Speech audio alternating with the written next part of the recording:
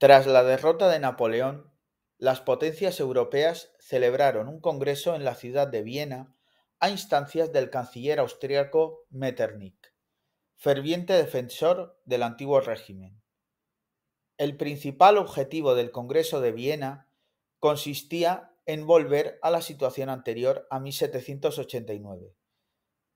Es decir, se trató de restaurar el absolutismo y con él a las antiguas dinastías que Napoleón y la Revolución habían destronado, como fue el caso de los Borbones en Francia, Nápoles y España. En esta conferencia se fijó un orden europeo que habría de durar, con algunas variaciones, hasta la Primera Guerra Mundial. Se acordó la celebración periódica de congresos de arbitraje a fin de evitar guerras y con el objetivo de evitar la expansión de las ideas liberales, se llegó a reconocer el derecho de intervención, lo cual se materializó con la creación de la Santa Alianza, compuesta por las principales potencias absolutistas, Prusia, Rusia y Austria, a las que posteriormente se uniría Francia. La Santa Alianza se comprometía a intervenir militarmente en todo aquel país donde hubiese un conato de revolución liberal para mantener intacto el orden continental. En coherencia con la restauración del orden de las cosas anterior a la Revolución Francesa, se restablecieron las fronteras anteriores a 1789, si bien con algunas variaciones. Por ejemplo, se creó el Reino de los Países Bajos, que agrupaba a Bélgica y las antiguas Provincias Unidas a fin de frenar la expansión de Francia hacia el norte. El Sacro Imperio Romano Germánico, por su parte, fue sustituido por la Confederación Germánica bajo la batuta de Austria. Por último, Polonia fue repartida entre Austria, Prusia y Rusia.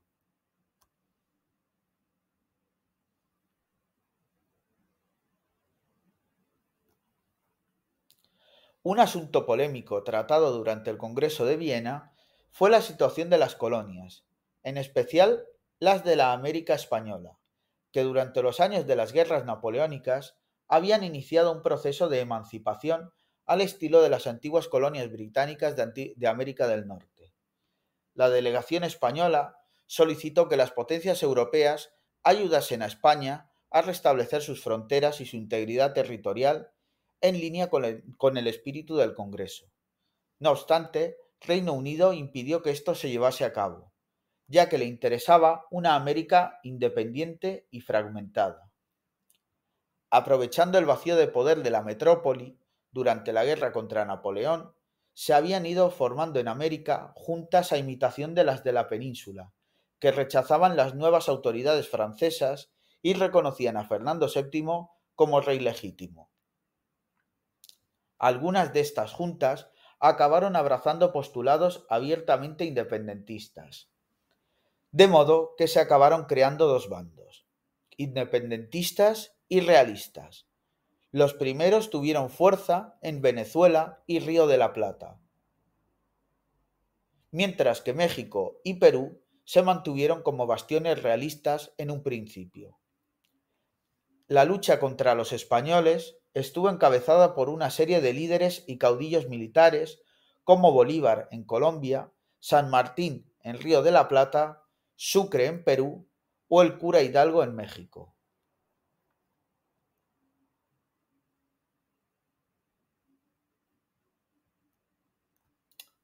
Los realistas rechazaban la independencia no tanto por lealtad a España, sino por temor a las ideas liberales que inspiraban la emancipación. Es por ello que cuando en España una revolución liderada por Rafael de Riego instauró un régimen liberal en 1820, Perú y México abandonaron la causa realista. En el caso de México, ello se consiguió mediante la firma del Plan de Iguala en 1821, entre realistas e independentistas, que consagraba a México como un país independiente, pero bajo un régimen monárquico. Ante el rechazo de Fernando VII de España de designar a un familiar suyo como monarca del nuevo país, el general Agustín de Iturbide se proclamó emperador de México.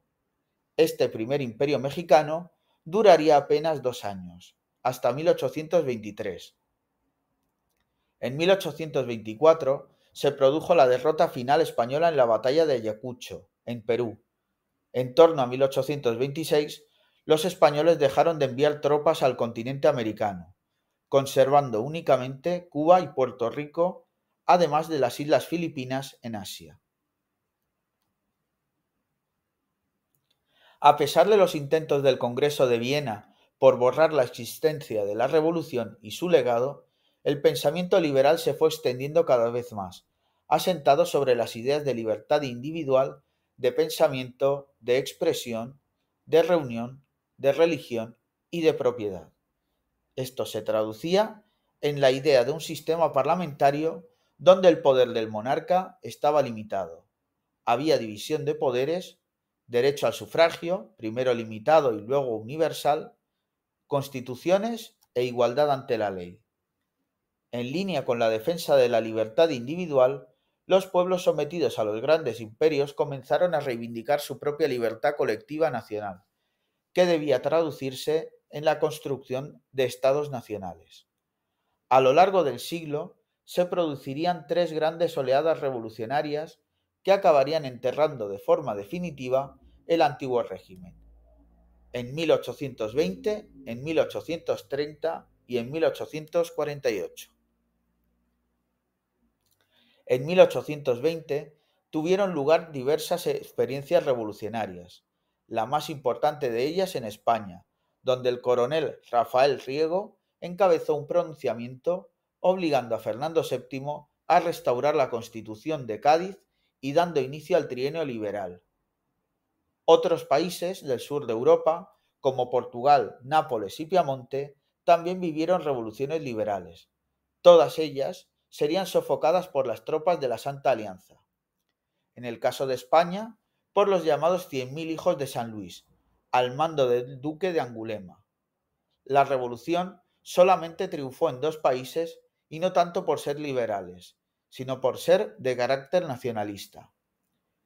En Bélgica, que logró separarse del reino de los Países Bajos, y en Grecia, que puso fin a la dominación turca después de más de 3 siglos. Tanto Bélgica como Grecia contaron para ello con el apoyo del Reino Unido.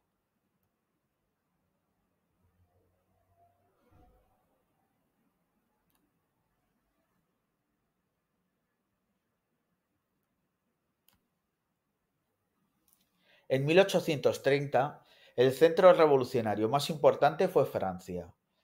Durante su reinado, Luis XVIII había aplicado un cierto pragmatismo, realizando concesiones a los liberales y aprobando incluso una carta otorgada, es decir, una especie de constitución emanada directamente del monarca, no del pueblo o del parlamento, que limitaba mínimamente el poder del rey.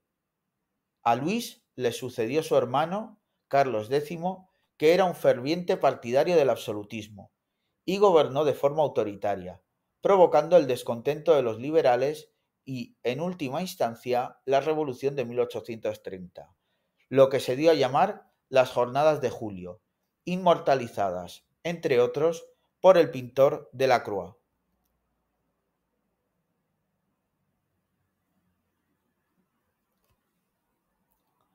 Tras el derrocamiento de Carlos X, fue nombrado rey de Francia Luis Felipe de Orleans, partidario de un liberalismo moderado. Bajo su reinado se aplicó la teoría política conocida como doctrinarismo, que defendía la soberanía compartida entre el rey y el parlamento. Se instauró un sufragio censitario y unas libertades muy limitadas. Todo ello era la plasmación de los ideales de la alta burguesía, principal apoyo de la monarquía de Luis Felipe I.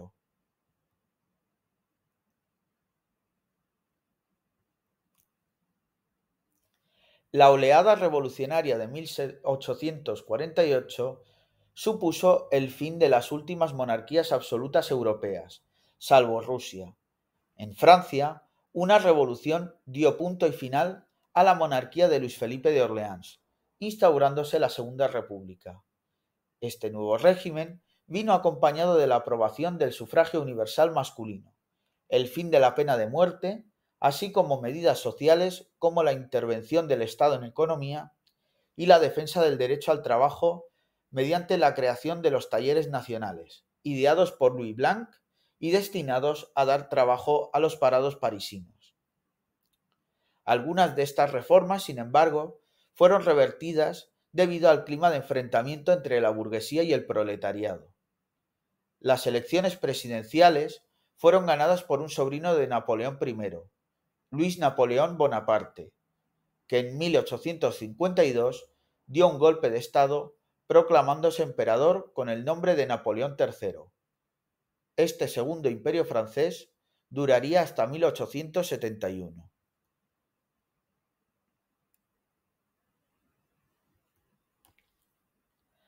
La Revolución de 1848 en Francia sirvió de ejemplo a otros países que ese año también vivieron experiencias similares.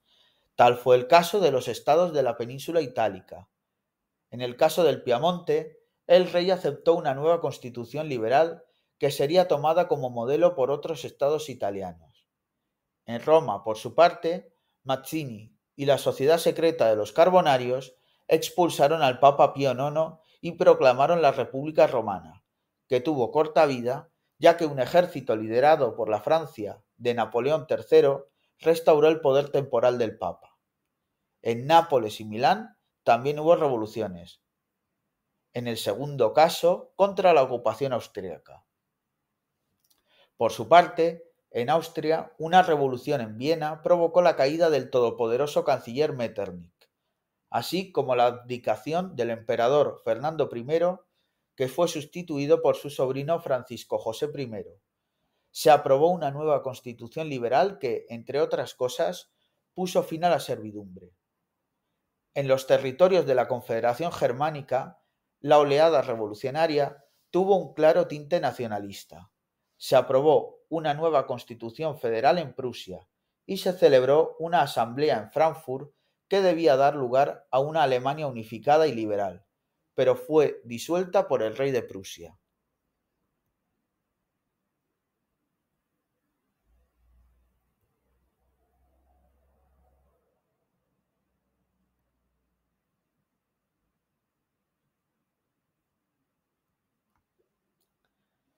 En el siglo XIX había un desajuste evidente entre las fronteras políticas y las comunidades nacionales.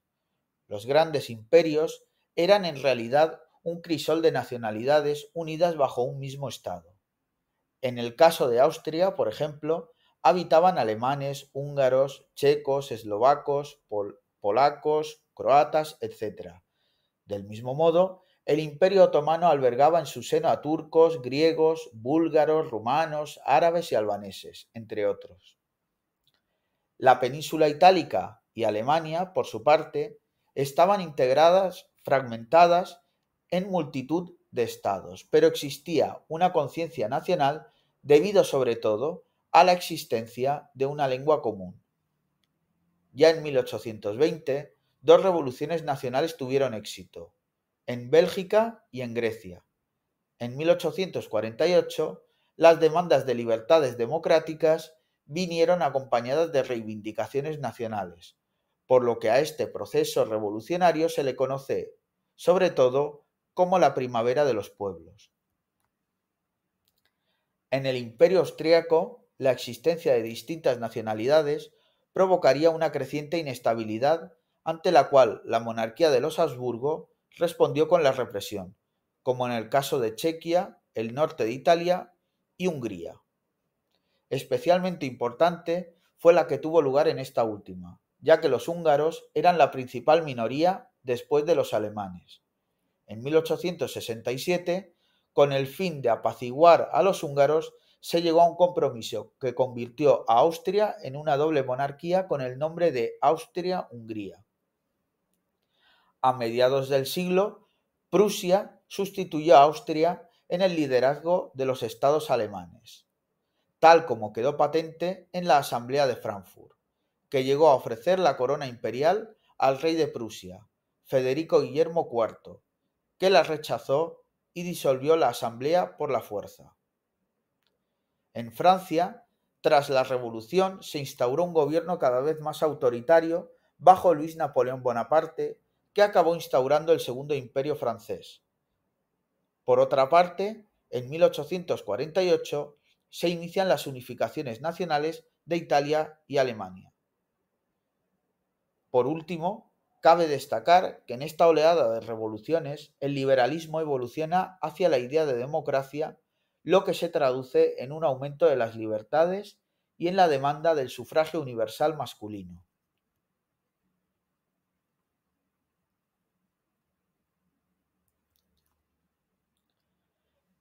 En el siglo XIX, la península itálica se encontraba dividida en diversos estados, fragmentación que tenía su origen en la Edad Media. Al norte, la Lombardía y el Véneto se hallaban bajo el dominio austriaco. En el sur estaba el reino de las dos Sicilias, gobernado por la Casa de Borbón. La parte central estaba ocupada por los estados pontificios, gobernados por el Papa de Roma. Al norte de los estados pontificios, por su parte, había una serie de ducados: Parma, Módena, Luca y el más grande de ellos, el de Toscana. Por último, al noroeste se encontraba el reino de Piamonte-Cerdeña, gobernado por la Casa de Saboya, una dinastía que simpatizaba con el liberalismo. En un primer momento, tuvo más peso la idea de una república como modelo de Estado para una Italia unificada.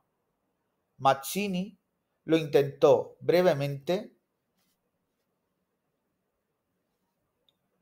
cuando logró expulsar al Papa Pío IX de Roma e instaurar una república que fue aplastada por la intervención de las potencias católicas. Fracasada la experiencia republicana, los defensores de una Italia unificada comenzaron a fijar sus ojos en el reino de Piamonte-Cerdeña. El rey Víctor Manuel II era un ferviente liberal y contaba con el apoyo de un primer ministro competente, el conde de Cavour.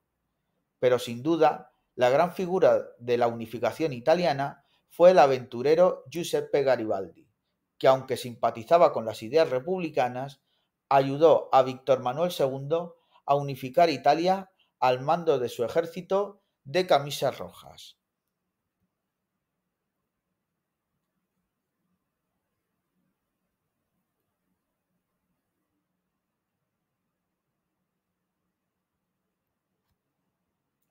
En 1859, Piamonte se anexionó Lombardía tras derrotar a Italia, y un año después llegó el turno de los ducados centrales, al tiempo que Niza y Saboya pasaban a Francia por su apoyo en la guerra contra Austria.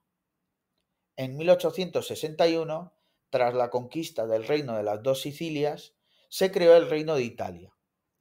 En 1866, el nuevo reino arrebató el Véneto a Austria y, por último, en 1870, tras la retirada de las tropas francesas que defendían al Papa, Italia se anexionó Roma, que fue proclamada capital del país. Tras la disolución del imperio de Carlomagno, la parte oriental de este imperio se organizó bajo el nombre de Sacro Imperio Romano Germánico. Se trataba de una serie de principados a cuya cabeza se encontraba el emperador.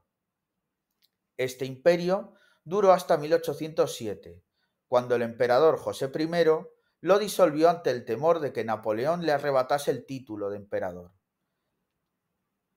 Este emperador, Napoleón, creó la Confederación del Rin, que sería sustituida en el Congreso de Viena por la Confederación Germánica, compuesta por 38 estados y presidida por el emperador de Austria. En 1834, los estados alemanes crearon el Zollverein, la Unión Aduanera, de la que Austria quedó excluida, siendo sustituida por Prusia en el liderazgo de los territorios de habla alemana. En 1848, cuando la Asamblea de Frankfurt trató de unificar Alemania bajo una monarquía constitucional, se le ofreció la corona imperial al rey de Prusia, Federico Guillermo IV, el cual la rechazó ya que no deseaba una Alemania democrática, pues Prusia era una monarquía autoritaria, Él prefería que fuesen los príncipes alemanes quienes le nombraran emperador. A pesar de este contratiempo, Prusia acabó liderando la unificación del país bajo el mando del rey Guillermo I y, sobre todo, del canciller Otto von Bismarck.